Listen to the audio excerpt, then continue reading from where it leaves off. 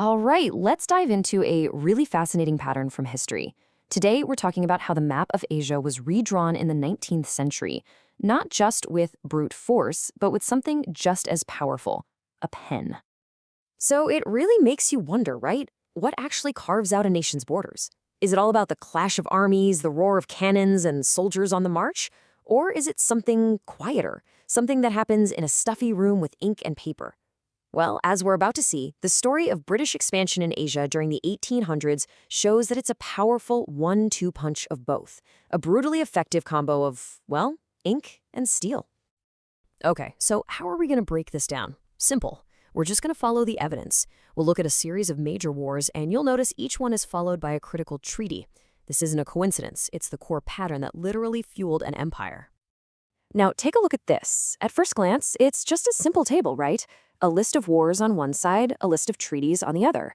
But what you're actually looking at is a blueprint. It reveals an incredibly consistent and very deliberate strategy. A war is fought, and almost immediately after, a treaty is signed. It's a method that reshaped entire regions. So here it is, boiled down to its essence. It's this simple two-step dance. First, conflict erupts. That's the steel, the use of force to gain an advantage on the ground. Then, as soon as that's done, you get a diplomatic resolution. That's the ink, the part that locks in the victory and makes it legally binding. This turned temporary military gains into permanent geopolitical facts. Let's see how it actually worked in practice. For our first stop, we're heading up, way up, to the staggering heights of the Himalayas, to the borderlands between what was British India and the Kingdom of Nepal. So picture this. It's 1814.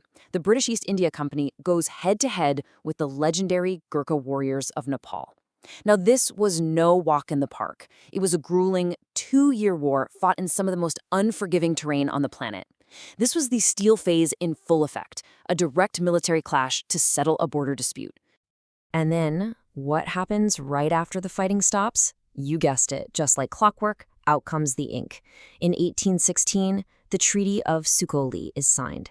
The diplomats take over, and this treaty formally hands over a huge chunk of Nepali territory to the British. And the crazy thing is, the border it established has, for the most part, lasted to this day. The results of the war were now set in stone, or, well, on paper. Okay, fast forward just a few years. The British set their sights eastward, towards what was then the Kingdom of Burma. And guess what we see? Yep, the exact same playbook. So from 1824 to 1826, things heat up. Britain gets into its first major war with Burma. And again, what's the driver here? It's all about strategic positioning, securing the eastern frontier of India, protecting valuable trade routes. It was another costly, significant military campaign. And then, right on cue, the moment the war is over, we get the Treaty of Yandabo in 1826. I mean, you could set your watch to it. This treaty forced Burma to give up territory, pay a massive sum of money, and even accept a British official in its own court. The military victory was perfectly translated into political and territorial gains, all signed and sealed. Now let's jump forward into the second half of the 19th century. And what you'll see is that this strategy isn't just continuing, it's actually picking up steam. Let's look at two more examples, back to back, that really show how this method had become standard operating procedure.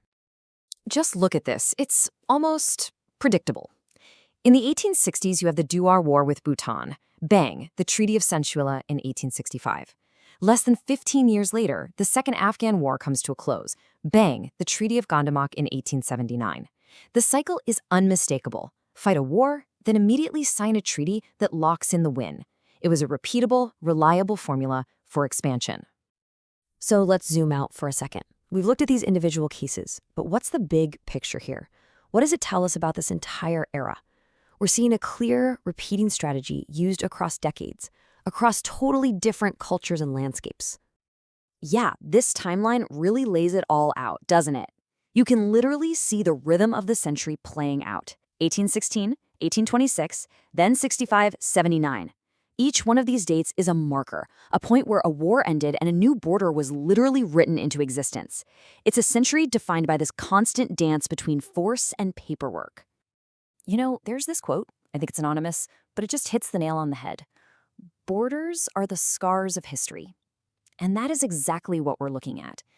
Each of these treaties, these lines drawn on a map, is the scar left behind by the wound of a war. They are a permanent reminder of the conflict that created them. So, what's the big takeaway from all this? The most important thing to remember is that for 19th century Britain in Asia, war and diplomacy weren't separate things. They were two sides of the same coin. Conflict was used to create a new reality, and treaties were used to make that new reality permanent and legal. This wasn't random at all. It was the engine of empire building. And that leaves us with one last question, something for you to chew on. When we look at the world today, which one really has the more lasting legacy? Is it the memory of the conflict itself, the stories, the battles, the heroes? Or is it the political reality of those lines drawn with ink on a map over 100 years ago that still define nations today? Something to think about. Thanks for tuning in.